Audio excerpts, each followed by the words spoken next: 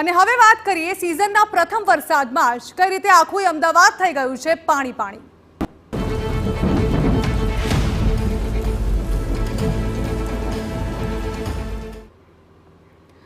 તો વરસાદના વિરામ બાદ હજુ પણ નથી ઓસરી રહ્યા પાણી। શહેરમાં આશરે 18 સ્થળોએ હજુ પણ વરસાદી પાણી ભરાયેલા છે।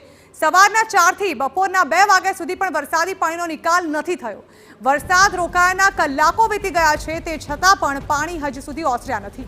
11 સ્થળ પર હજુ પણ પાણી ઉલેચવા મથામણ કરાઈ રહી છે।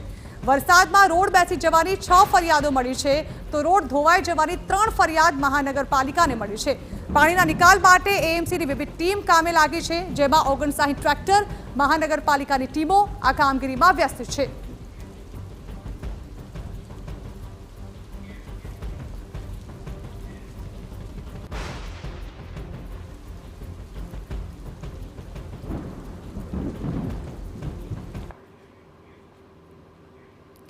તો લાગી રહ્યું છે કે કંઈ પણ થઈ જાય, પરંતુ રાજ્યમાં અને તેમાં પણ ખાસ કરીને અમદાવાદ શહેરમાં વરસાદ પડતા જ પાણી ભરાવાની સમસ્યાનો ક્યારેય અંત નહીં આવે, કારણ કે કોર્પોરેશન દ્વારા પ્રી મોન્સૂન કામગીરી કરવામાં આવે છે, પરંતુ પરિણામ જે છે તે વરસાદ બાદ જ સામે આવે છે। આ અંગે વધુ વાત કરવા સિદ્ધાર્થજી અમારા સંવાદદાતા જિગ્નેશ પટેલ પાસે જાણવાની કોશિશ કરી કે હાલ અમદાવાદમાં કયા કયા સ્થળો પર પાણી ભરાયેલા છે।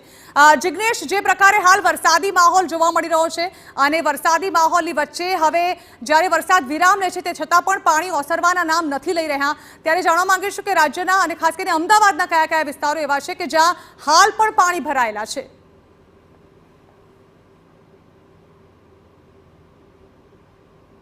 ઝરણા, ગુજરાત રાજ્યમાં સૌથી વધુ બજેટ અમદાવાદ મહાનગરપાલિકાનું છે। તમામ મહાનગરપાલિકાઓમાં સૌથી વધારે બજેટ છે। સૌથી મહત્વની બાબત એ છે કે આખરે 1-2 નહીં, પરંતુ વહેલી સવારે એટલે કે રાત્રિના 2 વાગ્યાથી સવારના 4 વાગ્યા સુધી વરસાદ વરસ્યો હતો, પરંતુ 4 વાગ્યા બાદ અત્યાર સુધીમાં વરસાદનું ટીપું પણ અમદાવાદમાં પડ્યું નથી। પરંતુ તેમ છતાં અમદાવાદમાં 18 એવી જગ્યાઓ છે કે જ્યાં પાણી ઓસર્યા નથી, એટલે કે વહેલી સવારે 4 વાગ્યાથી લઈને અત્યાર સુધી વરસાદ ન વરસ્યો હોય, તેમ છતાં પણ પાણી ઓસર્યા ન હોય, તો આખરે અમદાવાદમાં કરાયેલું આયોજન, વરસાદી પાણીના નિકાલનું આયોજન કયા પ્રકારનું હશે તે સૌથી મોટો પ્રશ્ન છે।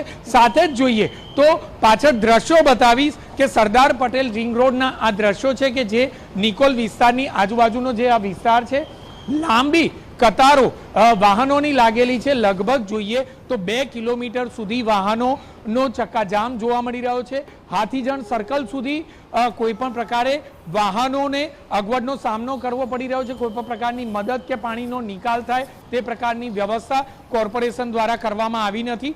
નાગરિકો હેરાન પરેશાન છે। કલાકો વીતી ચૂક્યા હોવા છતાં પણ કોઈ પણ પ્રકારે પાણીનો યોગ્ય નિકાલ થતો નથી। હજુ પણ જોઈએ તો બપોરના 1 વાગ્યા સુધી, એટલે કે વહેલી સવારના 4 થી બપોરના 1 વાગ્યા સુધીમાં શહેરમાં 11 જગ્યાઓ પર પાણી જેમના તેમ ભરાયેલા જોવા મળી રહ્યા છે। કોઈ પણ પ્રકારે કોર્પોરેશન આ પાણીના નિકાલ કરવામાં સફળ રહ્યું નહીં। 105 જગ્યા પર કુલ જોઈએ તો ઝરણા પાણી ભરાવાની ફરિયાદ આ વખતે જોવા મળી છે, અને કોઈ પણ પ્રકારે આ પાણીનો નિકાલ થાય તે પ્રકારની વ્યવસ્થા કોર્પોરેશન કરી શક્યું નથી, તે સ્પષ્ટ છે। 1 કલાકથી વધુ સમય જો પાણી ભરાયેલું રહે તો આ જગ્યાઓનું કાઉન્ટિંગ થયું છે કે જેમાં 105 જેટલા સ્થળો કોર્પોરેશનના ચોપડે નોંધાયા છે કે જ્યાં 1 કલાકથી વધુ સમય સુધી પાણી ભરાયેલા નોંધાયેલા છે।